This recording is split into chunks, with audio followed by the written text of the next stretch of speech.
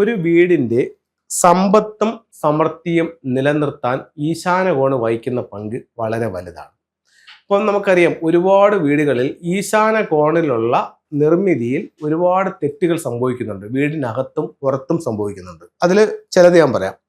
ഒന്ന്, ബഹുഭൂരിപക്ഷം വീടുകളിലും നമ്മളെ കേരളത്തിൽ ഈശാന കോണിലാണ് നമുക്ക് കിച്ചൺ ചെയ്തിരിക്കുന്നത്.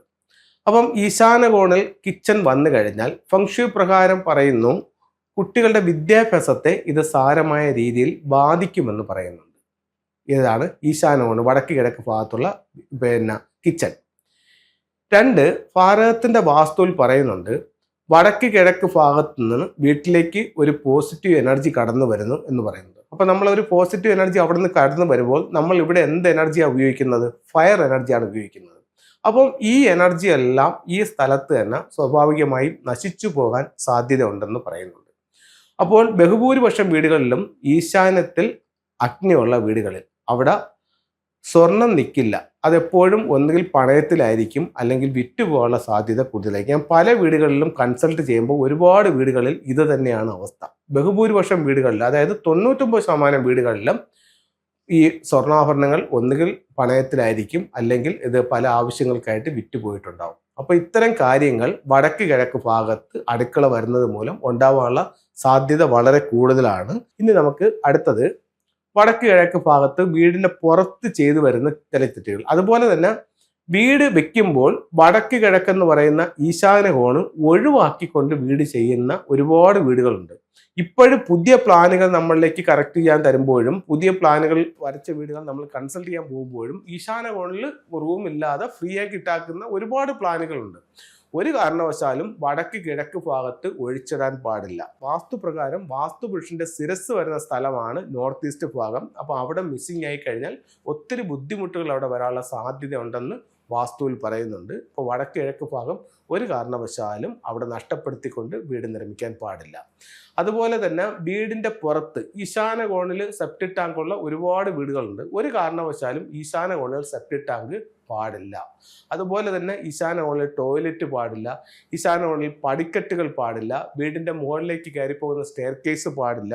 വീടിന്റെ മുകളിൽ അവിടെ ചിമ്മിനി പാടില്ല. വാട്ടർ ടാങ്ക് പാടില്ല. അതുപോലെ ഇപ്പോൾ ഒരു 2 നില വീടാണ് വെക്കുന്നതെന്നുണ്ടെങ്കിൽ വടക്ക് കിഴക്ക് ഈശാന കോണിൽ കൊണ്ടുപോയി സ്റ്റെയർ കേസ് കൊടുത്താൽ 2ാമത്തെ നിലയിൽ അതിൻ്റെ ആ ടവർ ആ ഭാഗം ഉയർന്നു നിൽക്കും. അവിടെ വെയിറ്റ് കയറിയിട്ടുണ്ട്, അവിടെ ഹൈറ്റും വന്നിട്ടുണ്ട്. ഒരു കാരണവശാലും ഒരു വീടിനെ സംബന്ധിച്ചിടത്തോളം ഏറ്റവും ഉയർന്നും ഹൈറ്റ് ആൻഡ് വെയിറ്റിൽ നിൽക്കുന്ന സ്ഥലം എന്ന് പറയുന്നത് ആ വീടിൻ്റെ സൗത്ത് വെസ്റ്റ് കോർണറാണ്. അപ്പോൾ ഇത്തരം സ്ഥലങ്ങൾ വളരെ കൃത്യമായി നമ്മൾ ആ നിർമ്മിതിയിൽ കാര്യങ്ങൾ വരുത്തിക്കൊണ്ട് ചെയ്തില്ലെന്നുണ്ടെങ്കിൽ ഒരുപാട് ബുദ്ധിമുട്ടുകൾ നമ്മൾ അനുഭവിക്കേണ്ടി വരും. നമുക്കപ്പോൾ ഈശാന കോണിൽ നമ്മുടെ അഭിവൃദ്ധിക്ക് വേണ്ടി എന്ത് ചെയ്യാമെന്ന് ചോദിച്ചു കഴിഞ്ഞാൽ, വീട്ടിലേക്കുള്ള പ്രധാന വാതിൽ അല്ലെങ്കിൽ വസ്തുവിലേക്കുള്ള പ്രധാന വാതിൽ ഈശാന കോണിൽ കൊടുക്കാൻ പറ്റുമെങ്കിൽ വടക്കോ കിഴക്കോ ദർശനമുള്ള വസ്തുവിനോ വീടിനോ മാത്രമാണ് ഇത്തരത്തിൽ ചെയ്യാൻ സാധിക്കുന്നത്. അപ്പോൾ അങ്ങനെയുള്ള സ്ഥലങ്ങൾക്ക് അവിടെ കൊടുക്കാൻ പറ്റുമെങ്കിൽ ഏറ്റവും നല്ലതാണ്. നിങ്ങളുടെ വീടിൻ്റെ ദർശനം ഏത് ദിക്കിലോട്ടോ ആയിക്കോട്ടെ, പക്ഷേ നിങ്ങളുടെ കിണറിൻ്റെ സ്ഥാനം അല്ലെങ്കിൽ ബോർവെല്ലിൻ്റെ സ്ഥാനം അല്ലെങ്കിൽ സമ്പിൻ്റെ സ്ഥാനം വടക്ക് കിഴക്ക് ഭാഗത്ത് തന്നെ ചെയ്യണം. അതുപോലെ തന്നെ നിങ്ങളുടെ ലാൻഡിനെ സംബന്ധിച്ചിടത്തോളം ഏറ്റവും ഉയർന്നു നിൽക്കുന്ന ഏരിയ തെക്ക് പടിഞ്ഞാറ് മൂലയും ഏറ്റവും താഴ്ന്നു നിൽക്കുന്ന ഭാഗം വടക്ക് കിഴക്ക് ഭാഗവും ആയിരിക്കണം. അതുപോലെ തന്നെ ഒരു ലാൻഡിൽ നമ്മൾ വീട് വെക്കുമ്പോൾ നിങ്ങൾക്ക് ഒരു 20 സെൻറ്റുള്ള വസ്തുവാണെന്ന് കരുതുക. അതിൽ തെക്ക് പടിഞ്ഞാറ് ഭാഗത്തോട്ട് ചേർത്ത് വേണം വീട് വയ്ക്കാൻ. വടക്ക് കിഴക്ക് ഭാഗം മാക്സിമം മിറ്റമുള്ള രീതിയിലും കാറ്റും വെളിച്ചവും കടന്നു വരുന്ന രീതിയിലും വേണം ആ ഭാഗം ക്രമീകരിക്കാൻ. അതുപോലെ തന്നെ ഈ ഭാഗത്ത് വൃക്ഷങ്ങളൊന്നും നല്ലതല്ല. എപ്പോഴും കാറ്റും വെളിച്ചവും കടന്നു വരുന്ന രീതിയിൽ വേണം ഇതിനെ പരിഹരിക്കാൻ. നമുക്ക് ഫംഗ്ഷയുടെ ചില ടൂളുകൾ നോക്കാം. ഇത് അമിത്തിസ്റ്റ് എന്ന് പറയുന്ന ഒരു ബ്രേസ്ലെറ്റ് ആണ്. ഇത് നാച്ചുറൽ ആയിട്ടുള്ള സ്റ്റോൺസ് ആണ്. ഇത് എപ്പോഴും ഒരു സ്പിരിച്വൽ എനർജി നമുക്ക് തരും. അപ്പോൾ ഇത് നമുക്ക് ശരീരത്തിൽ ധരിക്കാവുന്നതാണ്. ഇപ്പോൾ ഈ ബ്രേസ്ലെറ്റ് ഉപയോഗിക്കുന്നത് സ്ത്രീ ആണെങ്കിൽ ഇടത് കൈയിലും പുരുഷനാണെങ്കിൽ വലത് കൈയിലുമാണ് അത് ഉപയോഗിക്കേണ്ടത്. ഇത് റോസ് കോഴ്സ് എന്ന് പറഞ്ഞിട്ടൊരു ബ്രേസ്ലെറ്റ് ആണ്. ഇത് നമുക്ക് ഉപയോഗിക്കേണ്ടതെന്ന് പറഞ്ഞു കഴിഞ്ഞാൽ പുരുഷന്മാർക്ക് വലത് കൈയിൽ ഉപയോഗിക്കാം. ഇത് വിവാഹപ്രായമായവർക്ക് പെട്ടെന്ന് വിവാഹം നടക്കാൻ വേണ്ടിയിട്ടും റോസ് കോഴ്സ് ഉപയോഗിക്കാവുന്നതാണ്. ഇത് കർണേലിയൻ എന്ന് പറഞ്ഞിട്ടൊരു ബ്രേസ്ലെറ്റ് ആണ്. കർണേലിയൻ നമുക്ക് തൊഴിൽപരമായിട്ടുള്ള അഭിവൃദ്ധിക്ക് വേണ്ടിയിട്ട് നമുക്ക് കർണേലിയൻ ഉപയോഗിക്കാവുന്നതാണ്. ഇത് സിട്രിൻ എന്ന് പറഞ്ഞിട്ടുള്ള ഒരു ബ്രേസ്ലെറ്റ് ആണ്. സിട്രിൻ നമുക്ക് വെൽത്തിനെ അട്രാക്ട് ചെയ്യുന്ന ഒരു സ്റ്റോൺ ആണ്. ഇത് സാമ്പത്തികമായിട്ടുള്ള അഭിവൃദ്ധിക്ക് വേണ്ടി ഉപയോഗിക്കാവുന്നതാണ്. ഇതും ഇതുപോലെ തന്നെ സിട്രിൻ്റെ തന്നെ ഒരു ബ്രേസ്ലെറ്റ് ആണ്. ഇത് ഞാൻ സിൽവറിൽ കെട്ടിയിരിക്കുകയാണ്. ഇത് ടൈഗർ ഐ എന്ന് പറയുന്ന ഒരു ബ്രേസ്ലെറ്റ് ആണ്. എപ്പോഴും നമ്മൾ നല്ല ആക്റ്റീവായിട്ട് നിൽക്കാൻ വേണ്ടിയിട്ട് നമുക്ക് ടൈഗർ ഐയെ ഉപയോഗിക്കാവുന്നതാണ്. ഇത് വയറ്റ് കോഴ്സ് എന്ന് പറഞ്ഞിട്ടുള്ള ഒരു ബ്രേസ്ലെറ്റ് ആണ്. വയറ്റ് കോഴ്സ് വരുമ്പോഴത്തേക്ക് കുട്ടികളുടെ വിദ്യാഭ്യാസപരമായിട്ടുള്ള അഭിവൃദ്ധിക്ക് വേണ്ടിയിട്ട് വയറ്റ് കോഴ്സ് ഉപയോഗിക്കാവുന്നതാണ്. ഇത് ലാവ എന്ന് പറഞ്ഞിട്ടുള്ള ഒരു ബ്രേസ്ലെറ്റ് ആണ്. നെഗറ്റീവ് എനർജിയിൽ നിന്നിട്ട് നമുക്ക് പ്രൊട്ടക്ഷന് വേണ്ടിയിട്ട് ഉപയോഗിക്കാവുന്നത്.